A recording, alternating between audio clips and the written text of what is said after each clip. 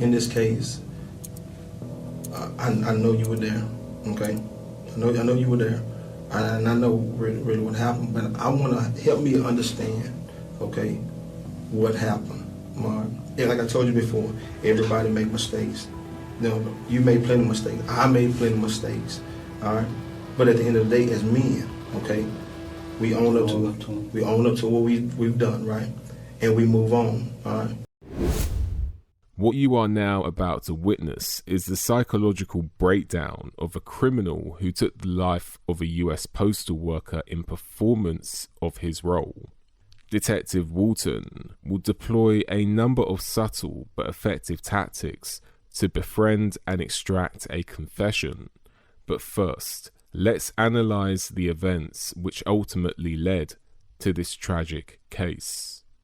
On February 18th, 2018, postal worker Tony Mobsey was driving a USPS truck along Interstate 30 near downtown Dallas. Tragically, he was shot and killed by a man in a Mazda, also driving on the road. The man who shot and killed him was Donnie Ferrell, a 25-year-old male. The arrest warrant states that Ferrell leaned out of the Mazda and fired 4 shots at the USPS vehicle, which caused Mobsey to crash into a guardrail. To add to this, the arrest warrant also stated Ferrell said Mobsey made a rude hand gesture towards him. Ferrell, who was one of the 3 passengers in the car, was said to have attempted to ask the other passengers not to talk to the authorities. However, they would go on to meet with the authorities.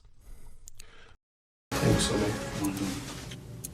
I need to talk to you, okay? All right.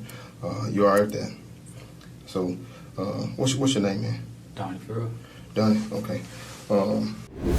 The detective addresses the suspect in a non-authoritarian tone, almost sounding unsure of himself, asking 3 rhetorical questions before asking the suspect his name. This is done for 2 reasons. 1, to appear non-confrontational towards the suspect. The second reason is by asking multiple questions, even questions that do not require an answer, can encourage a suspect's mind to continue racing as his brain attempts to answer the questions. It is more energy consuming for the brain to answer questions than to listen to continuous speech, which can induce mental fatigue. Also notice how the detective is standing over the suspect. This is the detective establishing authority and hierarchy over the suspect. Where you from? From? Yeah. Where I was born? Yeah. Los Angeles, California. I was born in West Covina, California. You from LA? Yeah, I grew up in LA. Okay, cool. The detective now proceeds to establish a rapport with the suspect by asking his name and where he is from. In all likelihood, the detective knows the answers to all these questions, but by asking, he gets the suspect into a mental pattern of answering questions, which will be crucial when the questions become more incriminating. The suspect may even accidentally incriminate himself due to psychological patterning, answering questions automatically. In this case, I know you were there, okay? I know you were there, and I know really what happened, but I want to help me understand, okay, what happened, Mark. Yeah, like I told you before, everybody make mistakes. You made plenty of mistakes. I made plenty of mistakes, all right? But at the end of the day, as men, okay, we own up to what we've done, right? And we move on, all right? The detective sits close to the suspect to increase the pressure, creating the effect of the walls closing in. Furthermore, he states that he knows what really happened. Police will do this when they have lots of evidence, but also when they have no evidence, in a bluff to see if the suspect will take the bait. Furthermore, if a police officer can get a suspect to confess to a crime when there is no evidence, this can accelerate promotion. The detective also tells the suspect as men they should own up to their mistakes, also mentioning that he has made plenty of mistakes in order to come across as relatable. What you will now witness is the fear-up tactic, where the police will try to induce fear into a suspect by deploying mental pressure tactics, such as stating that police don't just show up for somebody for no reason, indicating the police know everything and that it is pointless to deny. Finally, the suspect having his arms folded lets the detective know that he is on the defensive and is on the back foot in the social interaction, or he may be concealing information. All right, so on the way from the pool hall, where did y'all go? It's foggy. I don't remember stopping nowhere. After we left the bar, I don't remember stopping nowhere. Okay. Huh? I can't remember stopping nowhere else. Okay, So so I'm like really half asleep, you know. I'm like so faded. I know you fired at the guy. I know you fired at the vehicle that he was in. All right. You think we just showed up at your house and picked you out of all these millions of folk? You think we did that? Just out of random, we say, hey, we're gonna mess with old Donnie Jr. today. You think we did that? No, Doc. That ain't the way it works. You see what I'm saying? You're a young man. You got your whole life ahead of you. All right? But I need to know what happened. Did he make you that angry? Or was it just an accident? I was faded. You was faded. I was real life out of it. The gun. How long you owned the gun? I ain't owned it that long. It was not even mine. It was given to me. It was given to you. Who gave it to you? Some guy. Really? How? What kind of gun is it? 38. By telling the suspect he's a young man and has his whole life ahead of him, but he needs to know what happened, is a cunning line to say. This is because he is technically correct. The suspect does have his whole life ahead of him, but that does not specify whether the whole life he has ahead of him is in the free world or in prison. The detective cunningly deploys the accident tactic, giving the suspect the option of admitting to a lesser charge. Detectives do this because they understand that suspects often find it hard to admit to the full charges, but will sometimes find it easier to admit to lesser charges, which allows the detective to get one foot in the door by getting the suspect to admit to something, and then the detective can build from there. The detective also asks the suspect about the gun. This is because if he can tie the suspect down to the gun that was used to kill Mopsy, then this will make creating reasonable doubt increasingly difficult for a defense team. Talking to me. I see you right there, feeling like it's over. Now that you're alone, time to think it over. No one got your back, but your back's against the wall, and they ain't trying to help you out at all. Keep pushing. New song, Jordan Henderson, Do Not Quit, is out now. The link is in the description. The only reason I had it, to be honest with you, being honest, I was working at 7-Eleven. That's why it was given to me. Okay. Because I was working up there. And for the past robbery, I mean, that's understandable. I mean, you gotta protect yourself all the time. But we talking about this guy here. But this man didn't deserve to die. You know what I mean? This man that you shot and killed. This man was at work. You hear me? Did you mean to do it? No, I didn't. Were you just trying to scare him, or what was it? That was like my main intention. Was it just because you thought he was trying to cut you off, or what was it? No, I mean, at the same time, look, I ain't trying to make no excuses. You know, Yeah. I did what I did. Yeah. Gotta face the consequences. But Yeah. I was intoxicated. Like I said, I was so faded, man. Like my eyes were barely open. Okay.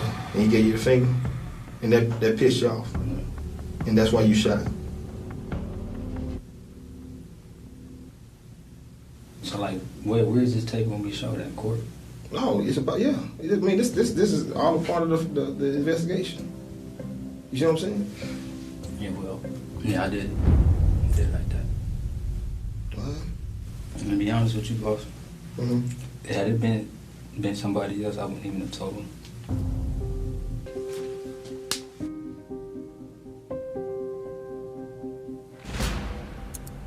I'm gonna be honest with you. You're gonna be charged with murder tonight. Okay. Well, let me ask you this straight up, man to man. Like, you tell me I'm young, I got my whole life ahead of me. Mm-hmm. I made this mistake. Mm-hmm.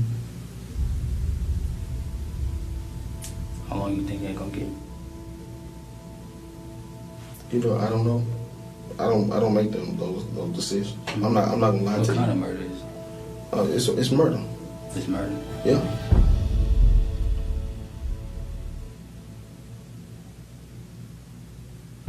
The suspect confesses to the full charges, stating he was intoxicated.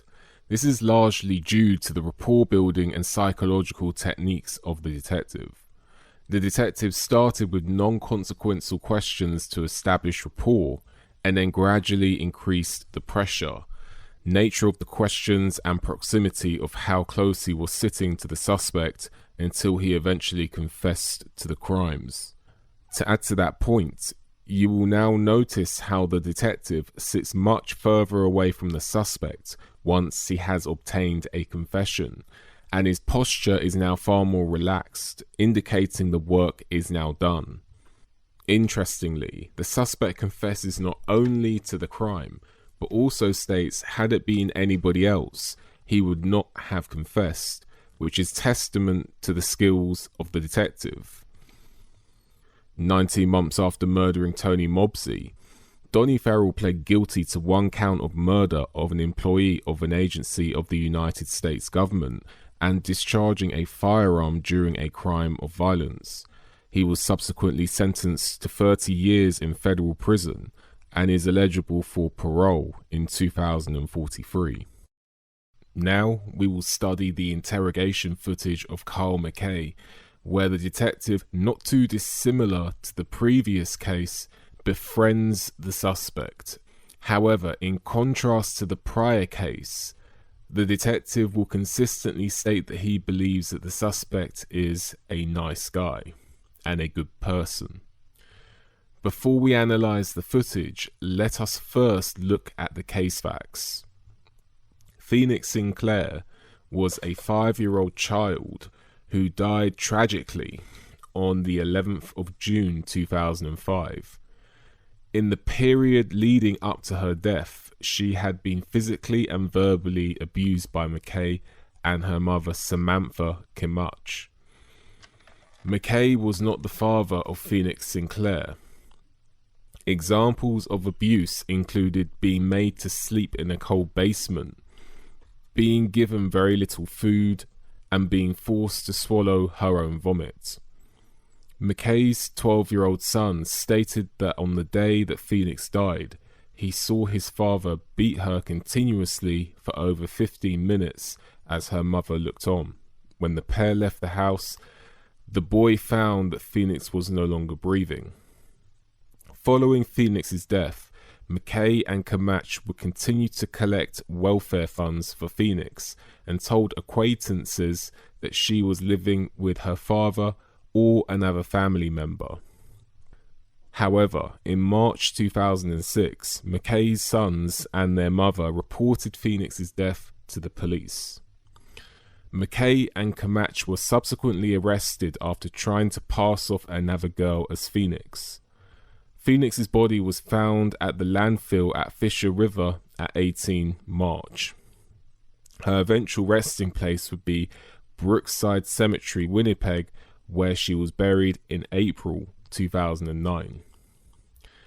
The interrogation that you are about to see will demonstrate a detective befriending McKay through consistent positive reinforcement.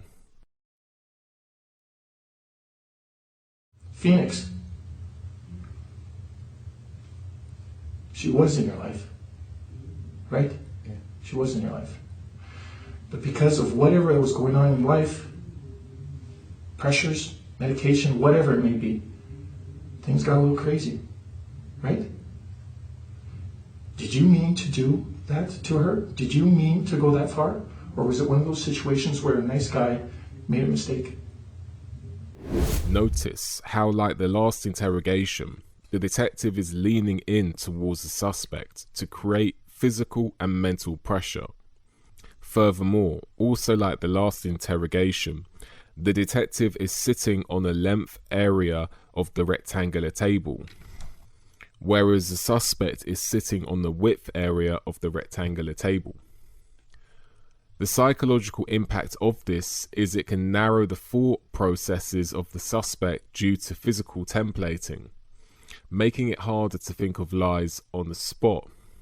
Whereas on the other hand, the detective sat in the length area of the table can experience widening of thought. Also, notice how the detective is talking quite frequently, preventing long gaps in the conversation. This is to keep the suspect's mind racing and to prevent the suspect from thinking of lies, stories, and narratives. Wesley, did you mean to do that to Phoenix?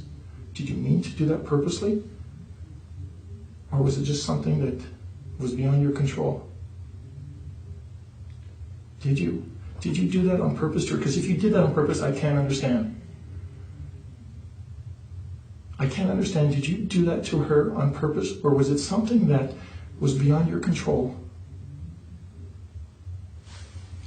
Was it beyond your control? Huh? Nobody controlled it. Nobody controlled it? Who controlled it? Who controlled it, man? You're a good man. You are. Who controlled it? Huh? Who controlled it, man? She didn't have to die like that. Harry, do you agree? Yes. It's horrible, eh? You know what? I'm glad I see you like that, because you know what it tells me? You have feelings. You care. I'm happy to see you like that, man. Because you care. I know you do. That's why I'm sitting here with you. You care. You do. You're a good man. It doesn't matter what anybody says, you're a good man.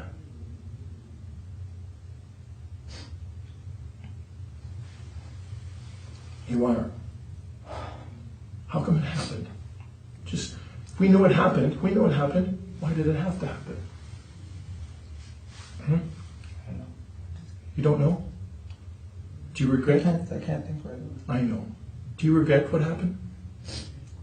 Tell me you do. Do you regret what happened? I regret. Do you? Whatever I did in my whole life, I regret it. Yeah. If you could change one thing in your life, what would you change right now? Right now. Huh? I know my lawyer advised me to say nothing. I know. But you know what?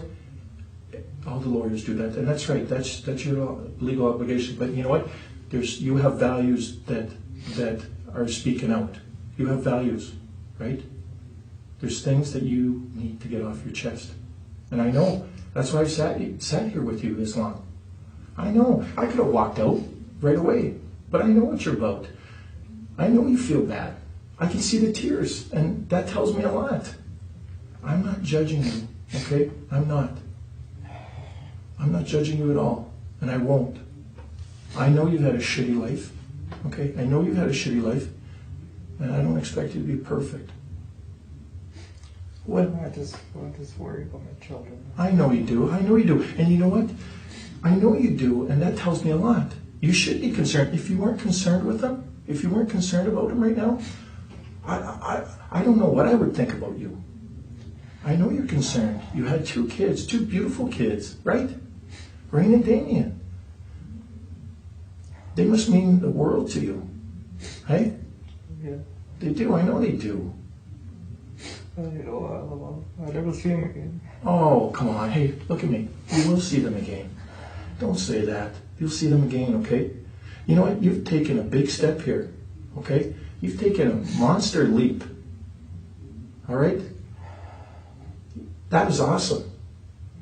You are a decent fella, whether you think so or not, okay? Okay? Hey. Hey. I don't have any animosity against you, okay? All right? You did a good thing, okay? Okay? Yeah. It was. Get it out. Notice how the detective often maintains physical contact with the suspect, examples including shaking his hand or tapping him. This is not reassurance, but in fact pressure from the detective. And I tried to save her. Yeah, what'd you do? I tried to give her CPR. Yeah? And what happened? She couldn't come to. No? That must have been hard, eh? That must have been hard.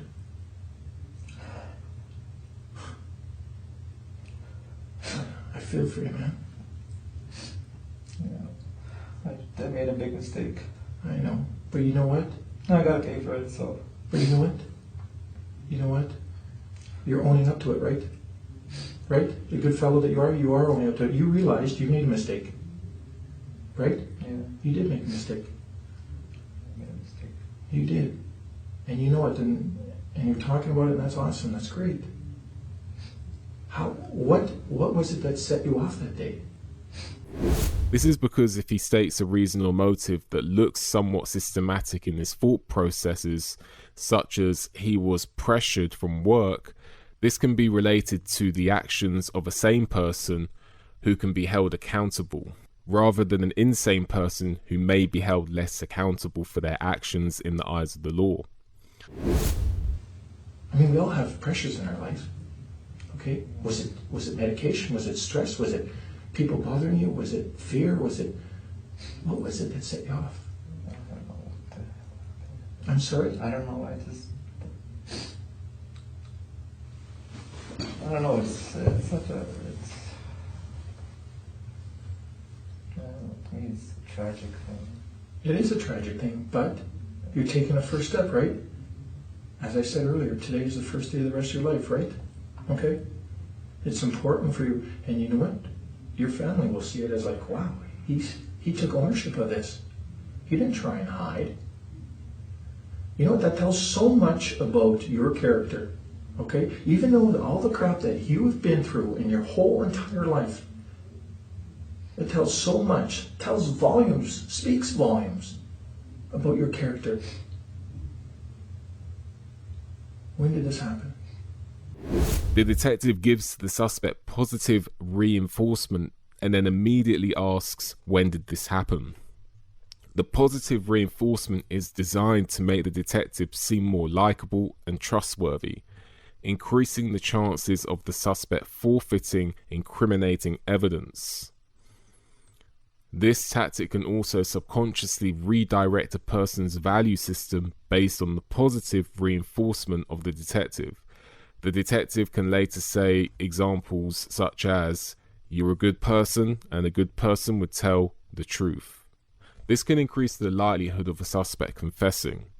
This subsequently highlights the psychological tactics applied by detectives. When did this happen? You probably remember the date. No, I'm just thinking back here. Yeah. What my mother You said. take your time. She says, try not to get too involved in this relationship with Samantha. Yeah. How come? She was right. How I don't come? know, because she knows her mom. Okay, your mom knows Samantha's mom? Samantha's mom. Yeah, who's that? Her name is Bertha. Yeah, okay. You're shipping shoulder to her or No, behind? here in Winnipeg. Yeah. Okay. So there's some stresses going on in your life, right? It was, you know, when I first told her to come and stay with me, and Right. you know, I didn't even know she had a kid. You know. Oh, you didn't know Samantha? No, I didn't know she had a kid. Oh, really? Okay.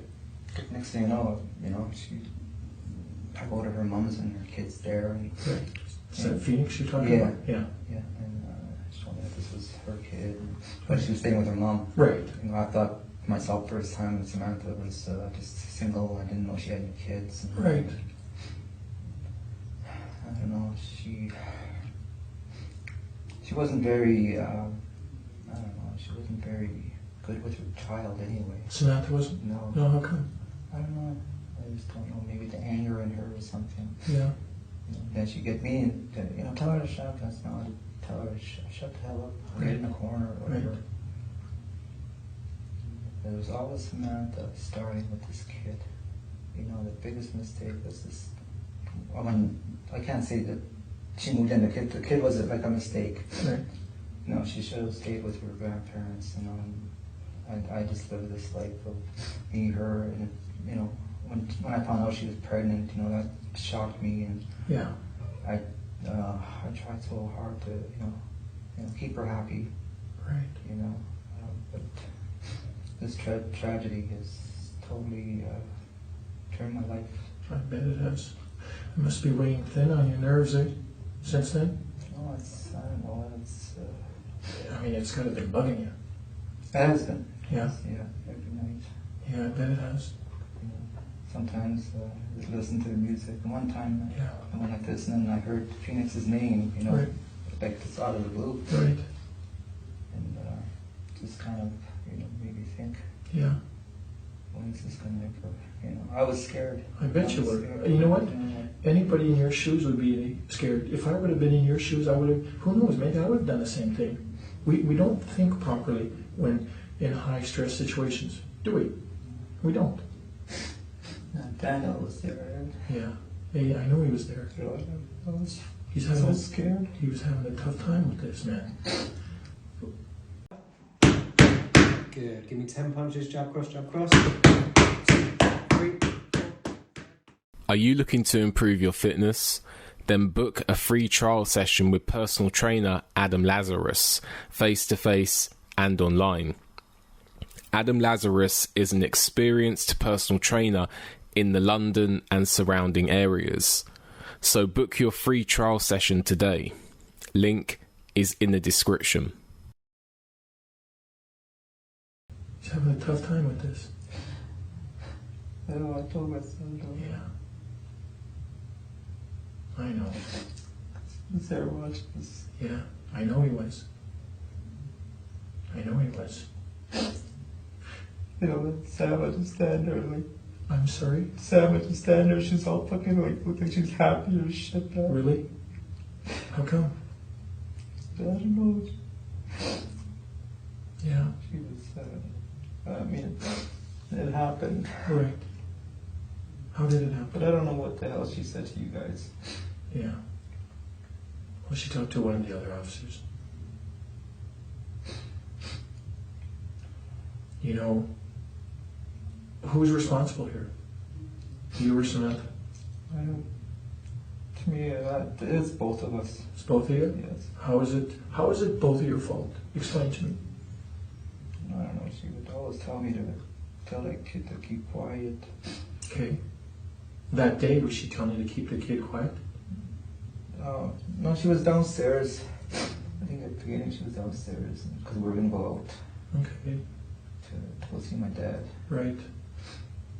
So she put her kid in the corner there Is this in the basement? in the basement. Yeah. Okay, so she put her kid in the basement because the kid wouldn't keep quiet?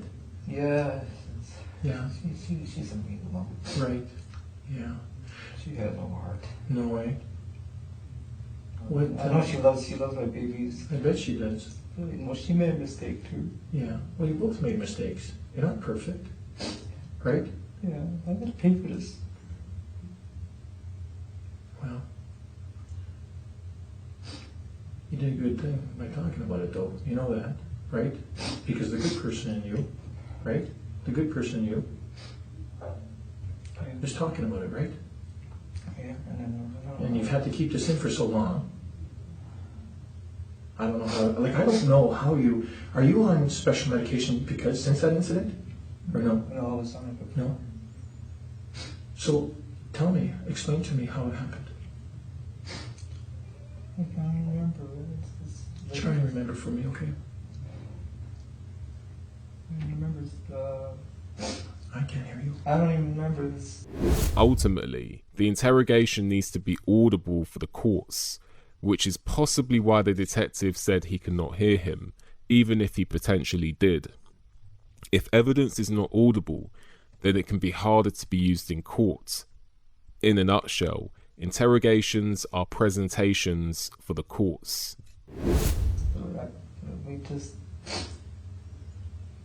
don't know, fucking, she put her in the corner, and I don't know what the fucking, she came out of the corner, and then Yeah. and then I grabbed her, I threw her on the clothes. There was a bag of clothes, I threw her on there, and says, listen to your mom, I said. So we went, we left, and then Daniel phoned me, she said that this little girl wasn't breathing anymore. Yeah. I came back, the sounds like that. Yeah, I know he did. That's what Daniel said.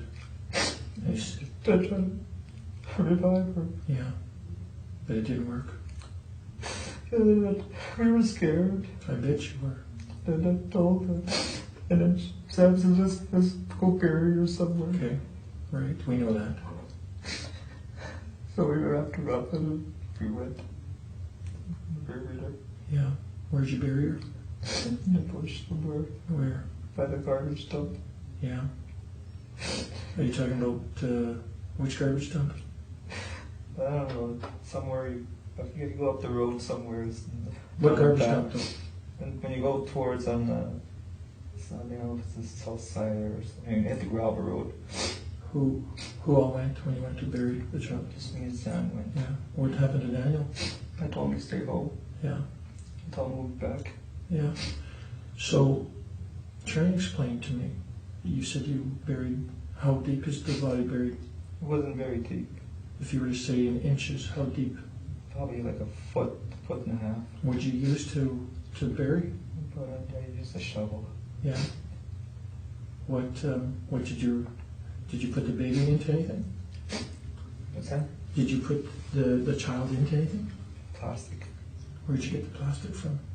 It was downstairs. It was for the walls. Yeah. Okay. What vehicle did you use when you went out there? It's my car. Is that the Tempo? Yeah. Yeah. Where did you place the child in the car? In the trunk. In the trunk. What time of day was this? This is in the evening. About what time? It was starting to get dark. Yeah. About 9, I guess, 10. Yeah. Did you ever go back there? No. You didn't go back and look? No. Is the body still there? I don't know. Well, if you didn't go back, would it still be there? I don't know. Is there anything on top of it right now? Just soil, I guess. About snow? Snow, yeah, there'd be snow in there, I guess. What direction in the dump? Is it right in the dump or is it on the outskirts? No, it's down in the bush somewhere. Okay. You'd be able to take me there? Yeah. Yeah. Really? Yeah. Okay. I appreciate that. I just want this over. I know you do. I know you do. And you know what? You're doing a good thing. I know you do. You're doing a good job. I know, I spend the rest of my life in jail. Hey. The suspect remarks that he does not want to spend the rest of his life in jail. This is ironic to observe because the suspect appears vulnerable when speaking to the police, in contrast to how the suspect would have appeared whilst harming Phoenix.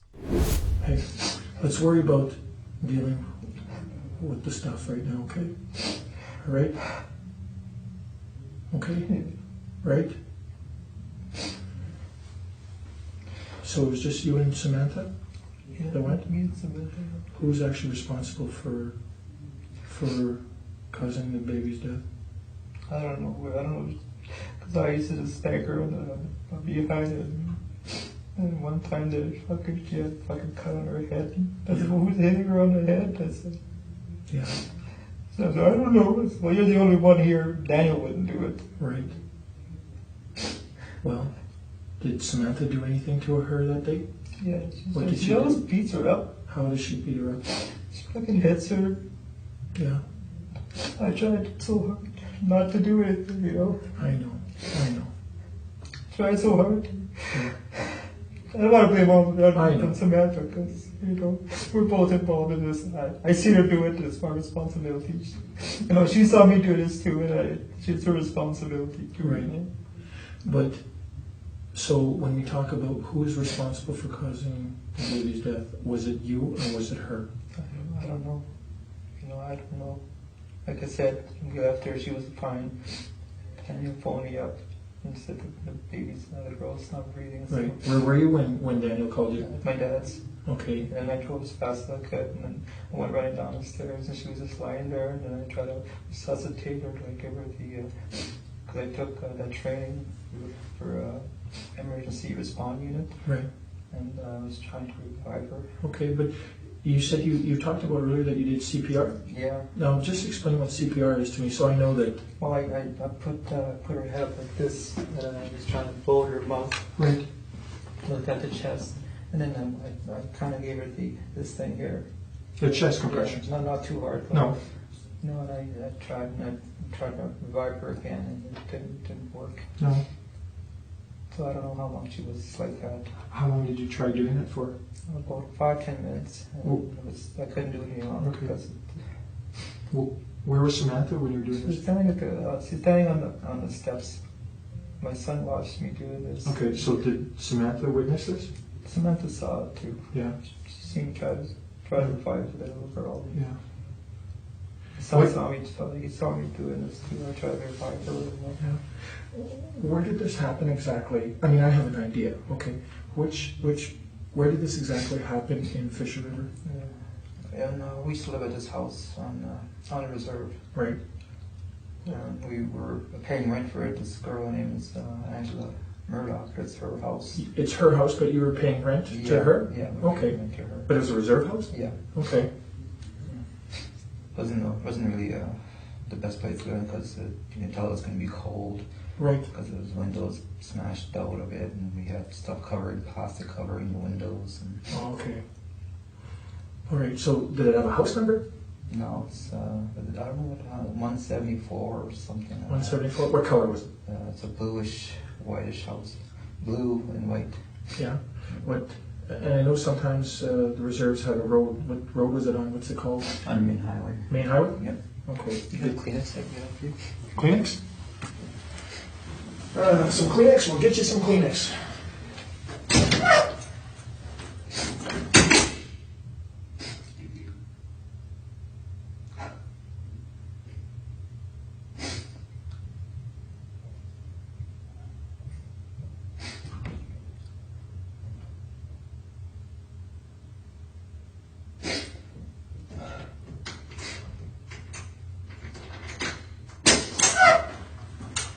There you go.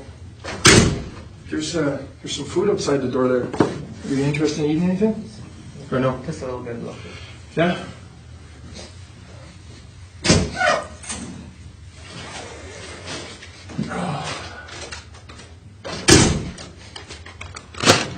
I don't know if you like McDonald's or not. doesn't matter.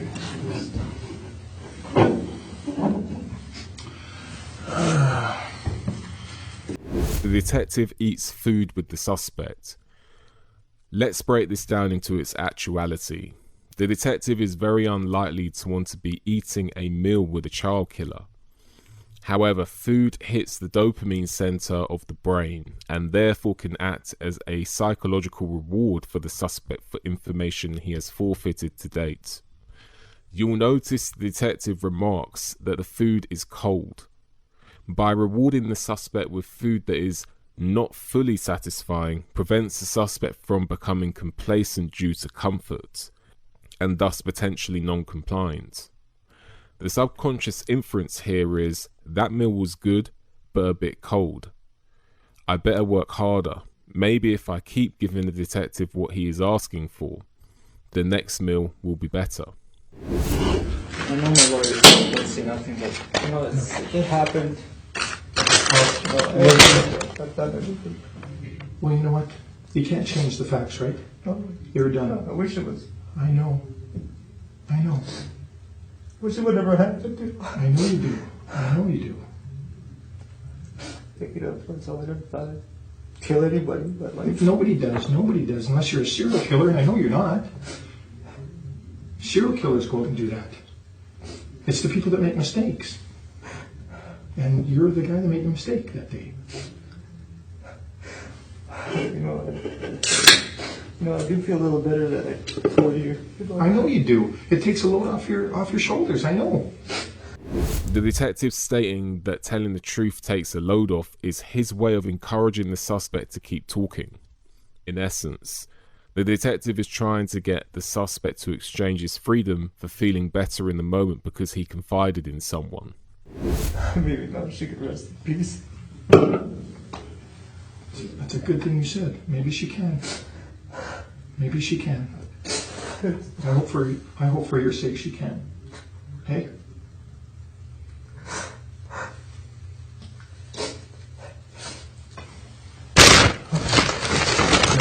It's probably not going to be all that great, eh? It's cold. But, whoops. So listen.